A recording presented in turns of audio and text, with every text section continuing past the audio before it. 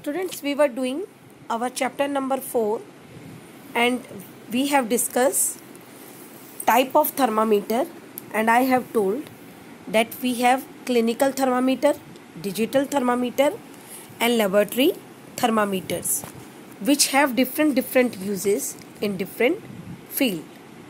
And after that we have done track your process, and I have explained you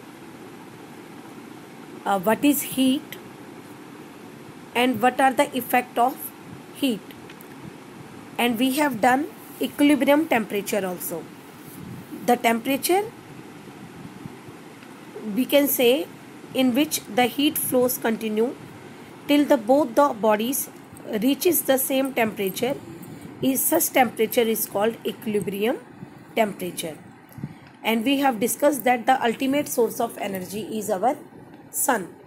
It is giving us energy from last 5 billion years, and it is going to give us energy from next 5 billion years also.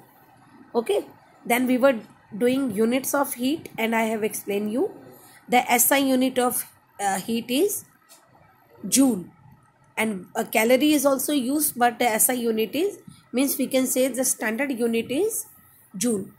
So 1 calorie is the amount of heat energy required to raise the temperature of 1 gram of water through 1 degree Celsius.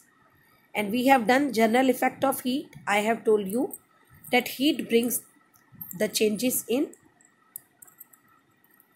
if heat brings about change in temperature. When we supply heat to a solid, liquid or gas, it's changed its temperature also, and the hot material gives out heat. Okay, then heat can bring change in dimensions. Dimensions here means length, area and volume. So if we heat any substance, for example we are having ice cube, if I heat that, then what will happen? The heat will be transferred, and it will change the dimensions of that particular ice cube. Same way other things are also get transferred due to heat, that there will be change in the length, breadth and height of an object when this change occurs. Okay, so such type of expansion, when the particles take more space which result in increase the volume of substance, is called thermal expansion. The increase in size of an object on heating is called thermal expansion. Or we can say, when a hot body gives out heat energy, it cools and its dimension decreases. Okay, for example you can take the example of ice.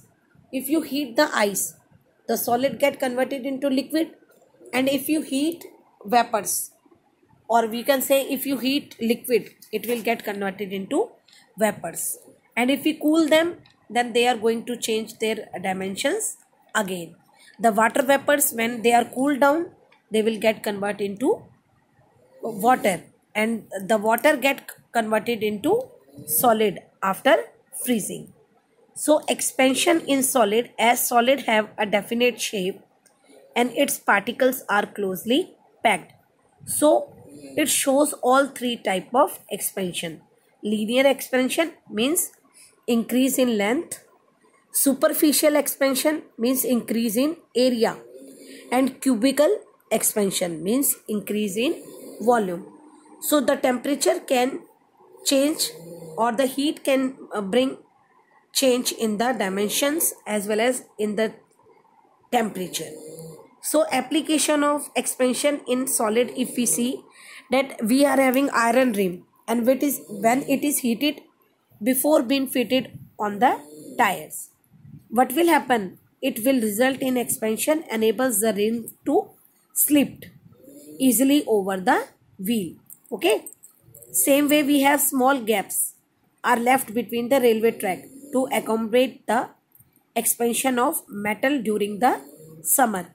You must have seen the railway tracks are having some gap between them. They are made up of iron, and we know that in summers the metal or the iron, what will happen? They will have expansion and they can fill that small gaps. So therefore always we keep some gaps between it. And if you talk about the tumbler, sometimes what happen when we pour a very hot substance inside the glass tumbler, due to rapid expansion, we can say the inner surface of the glass tumbler, it will get cracked, okay, as compared to the outer surface. So these are the applications, or we can say the examples of expansion in solid. And if we talk about expansion in liquid, we know that liquid do not have definite shape, but it have definite volume, isn't it? So what will happen? They only show expansion in volume or cubical expansion. In liquids, the particles are less tightly packed as compared to solid. So they require less energy to change. Okay, and when they heat vigorously. Vigorously means more fastly as compared to solids. Okay, so if we see the application of expansion in liquids, then we can say that when we have clinical thermometers, it is kept in contact with hot body. What will happen? The mercury inside it expand and rise up. Okay, so the level of mercury indicates the temperature of the body. So while heating liquids such as milk, they overflow. What your mama did? She always keeps some space, empty space in the container when she start boiling the liquid or boiling the milk, so that whenever after heating they expand, they will get the space to overflow, isn't it? So I think the applications in expansion in solids are clear to you. In next video we are going to do expansion in gas. Up to now we have completed activity, unit of heat, then general effect of heat. So till then, thank you. Have a nice day.